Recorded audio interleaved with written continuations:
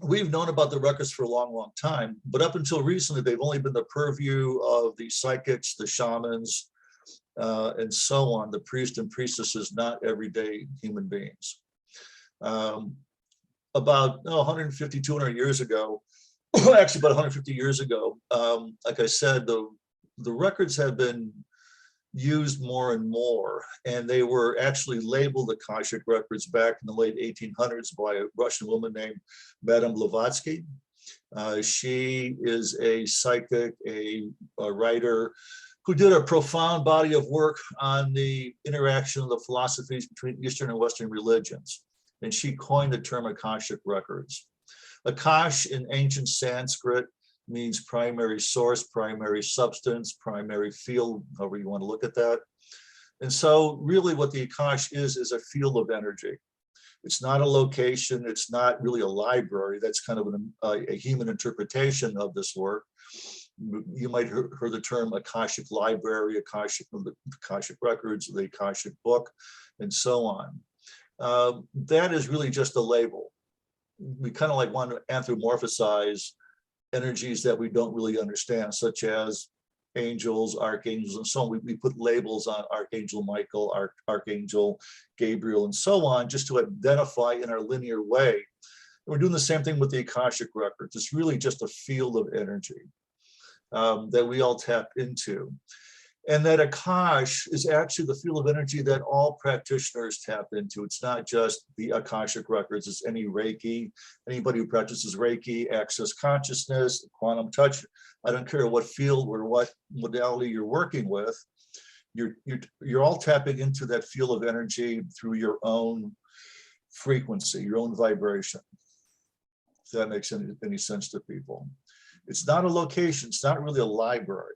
I mean, that's like this, like I said, we anthropomorphize these energies that we don't really understand or can't really get in contact with.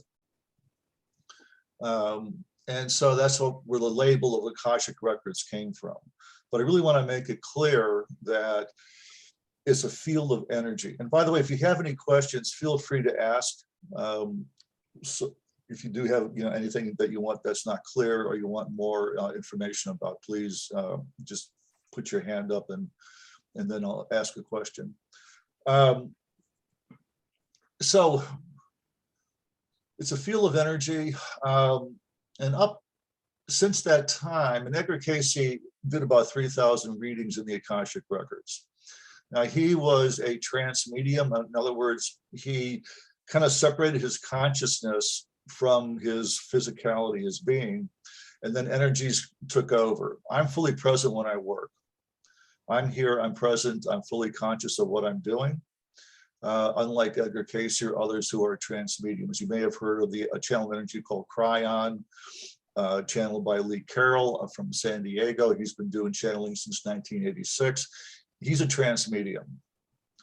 Same with Abraham and Esther Hicks. They all go into a trance. I do not. It's just a different way of working, and just the way that you operate.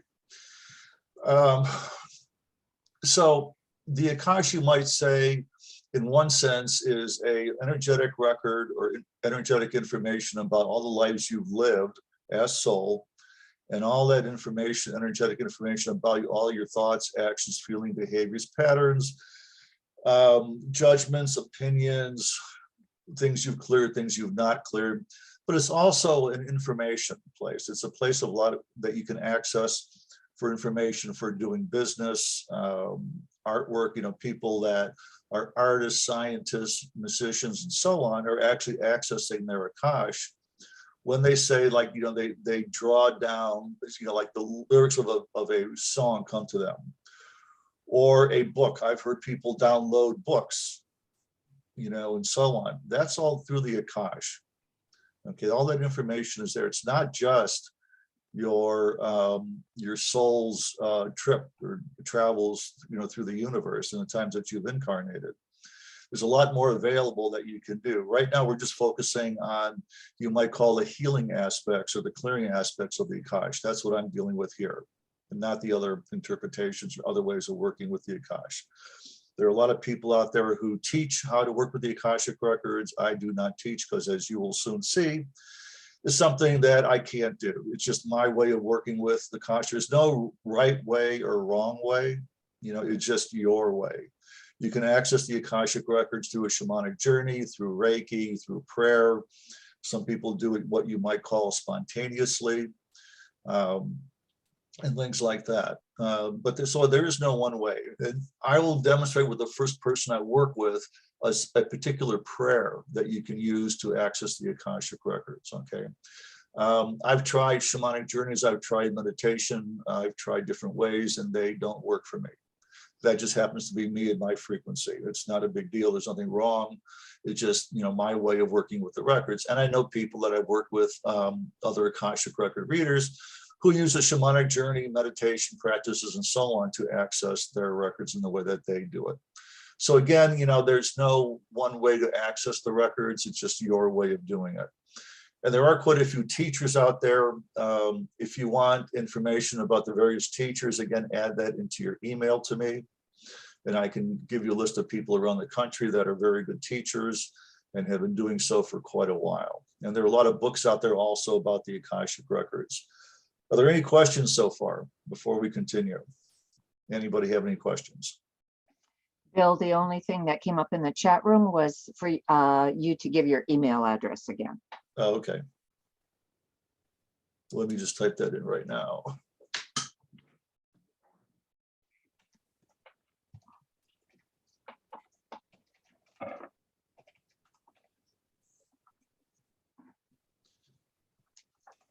Okay.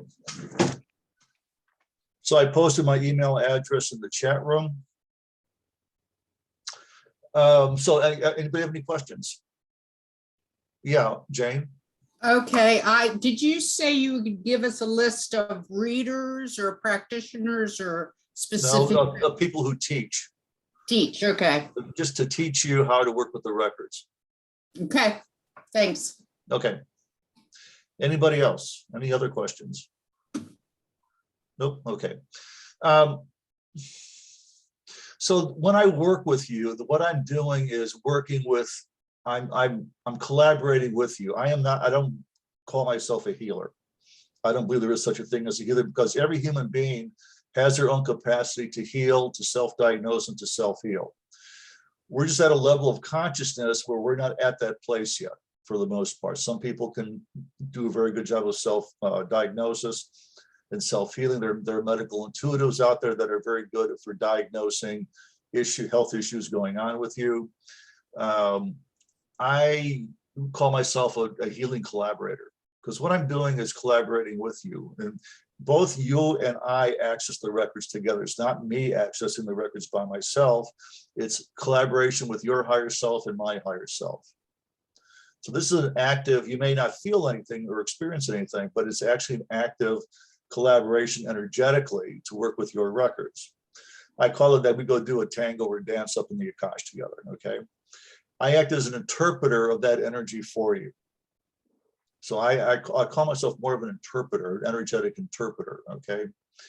And so what happens is that I'm working with who you are in the present and the now.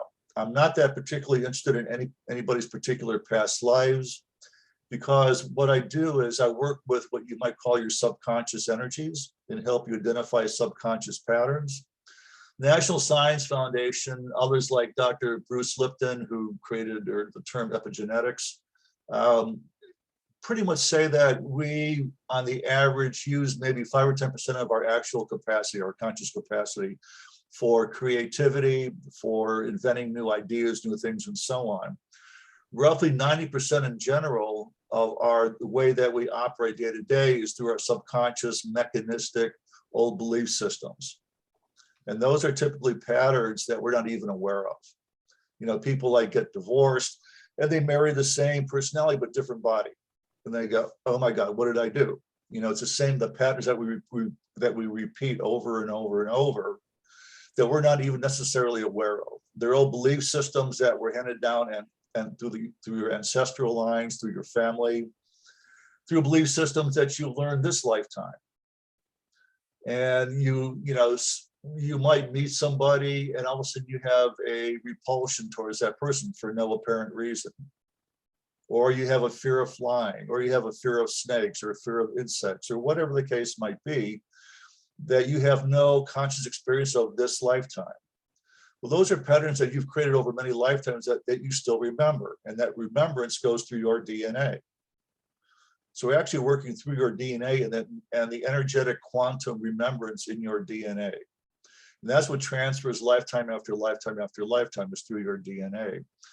And back in the 1990s, when the geneticists were working with the Genome Project, they discovered only about 3 to 5% of our DNA was actually functionally operating, communicating with our genes. Only 3 to 5%. Now, why would that be? It doesn't make any sense. Why would only 3 to 5% of our DNA actually be functioning?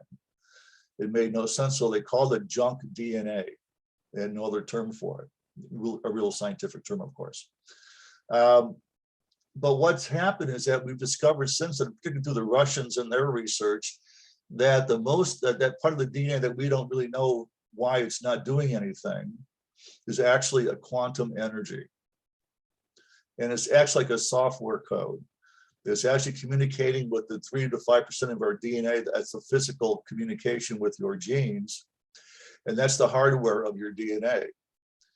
So we got the software that we call the DNA, communicating with the other parts of our DNA, which are the physical properties of your DNA. So when we're working with the Akash, we're actually impacting and altering your software part of your DNA, the quantum part, the multidimensional part of your DNA. If you're interested, there's a great book by the Channel Energy called Kryon, K-R-Y-O-N. That's channeled through Lee Carroll, and it's book 12, the what's it called? The esoteric nature of DNA. It's like takes it where DNA is now thought of scientifically and explores the realms of what the DNA actually is, which we will discover in the future, but not yet, and which the ancient wise people have known for thousands of years. So we're kind of catching up to what's already known through the ancient wisdom, but haven't gotten there yet. You know, it'll be coming over the next 50, 100 years or whatever. We just don't have the kind of scientific equipment to really detect that part of our DNA. So when we work with the Akasha, we're working with the DNA, you can impact your DNA through sound frequencies, light frequencies, and so on, color at certain levels of frequencies. When I'm working with you, I become a channel. You all heard the term channeling, you know what channeling is. And so you'll hear me speak in English as I am right now. You will also hear me speak in what we call light language. Has anybody heard the term light language? Few of you have, okay. Light language you might call language of the heart. It's a frequency language that's becoming more and more evident and popular around the world. And there are more and more people who are experiencing speaking through light language.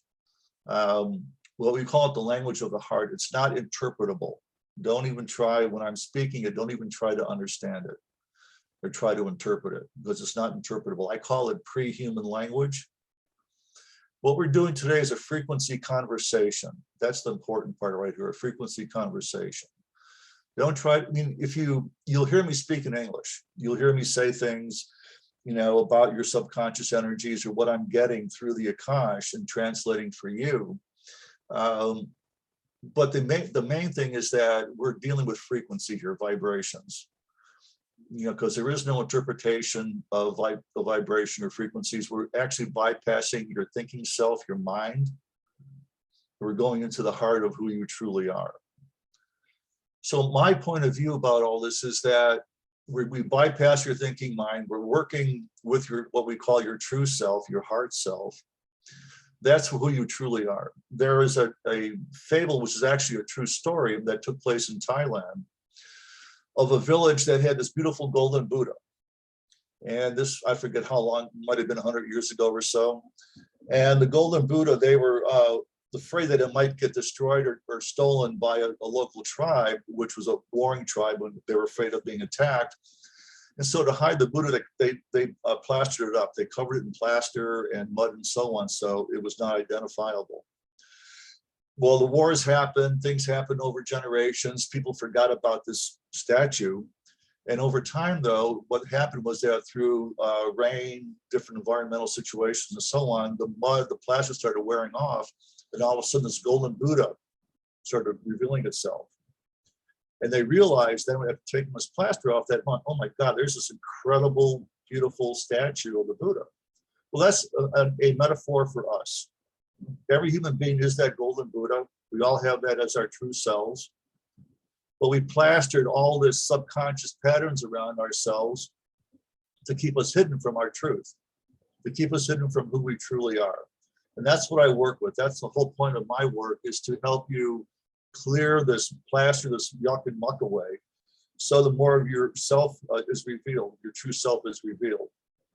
You're not broken, you don't need fixing. I think that's just the old healing term. To me, everybody's whole and complete as the golden Buddha. I really want people to understand that. That's where I'm coming from. I see everybody as a golden Buddha, and we've got all this yuck around ourselves, our plaster, you know, our thoughts, our feeling, our behaviors, our belief systems.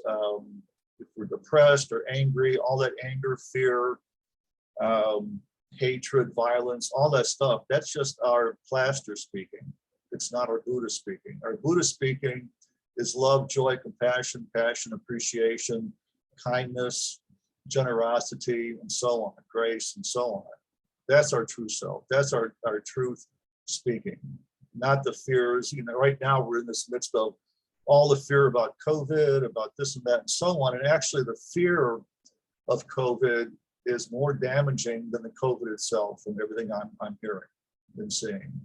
So fear is really what's killing us, essentially. And energetically, we're harmed more by the fear of whatever it is than the actual event itself. So fear, anger, rage, hostility, abandonment, all these issues that we've all lived through are still impacting us from your past lives, including this lifetime.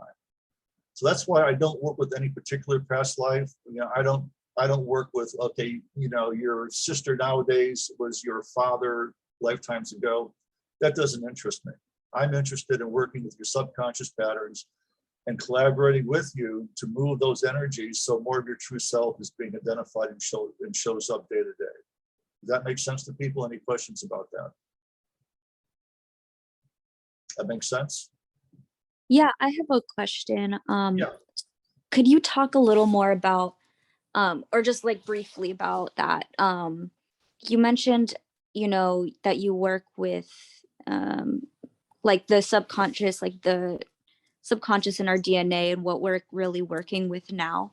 In relation to like the Akashic Records, though, just in general, you said there are different aspects that you can work with, and that there are like, you know, your past lives, like what you described.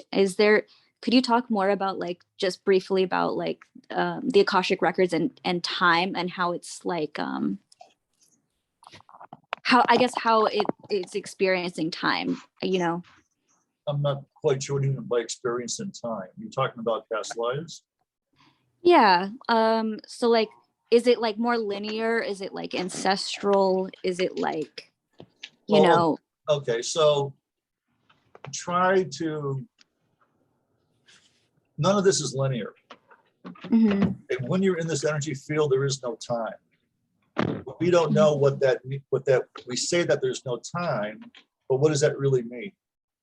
Because if you listen to people who channel all those energies of channeling different entities or whatever you're talking about, they will talk about there is no time.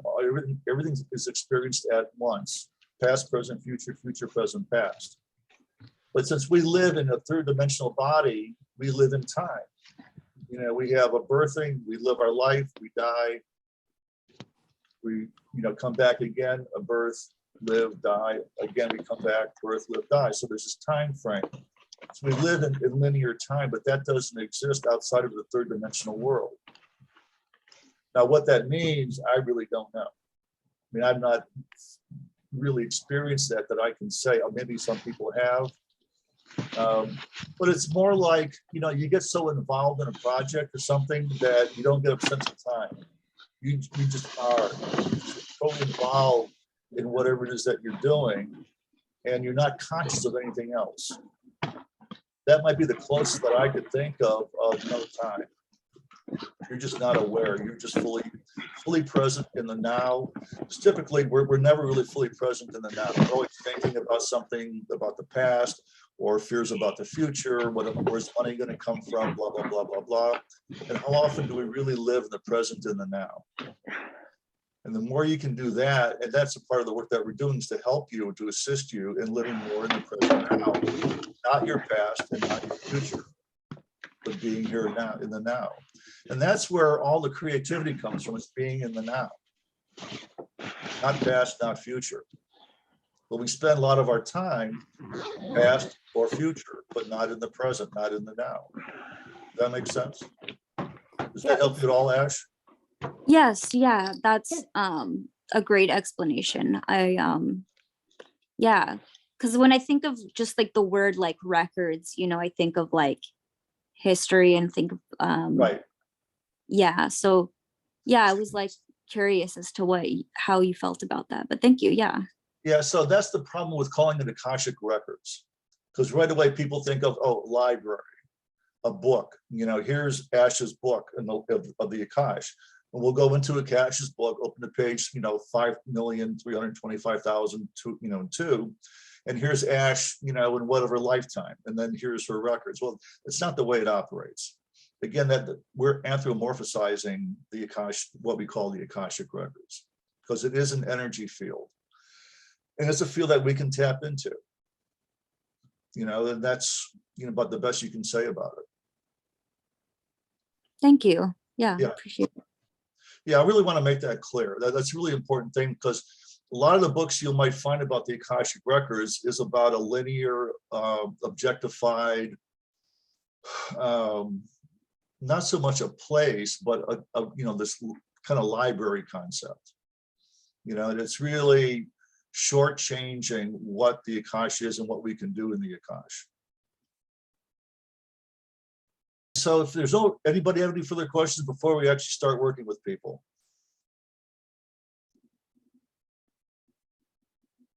Okay, so what we'll do is you self-select and just identify yourself, and we'll call on you. Alice, you can help on that if necessary.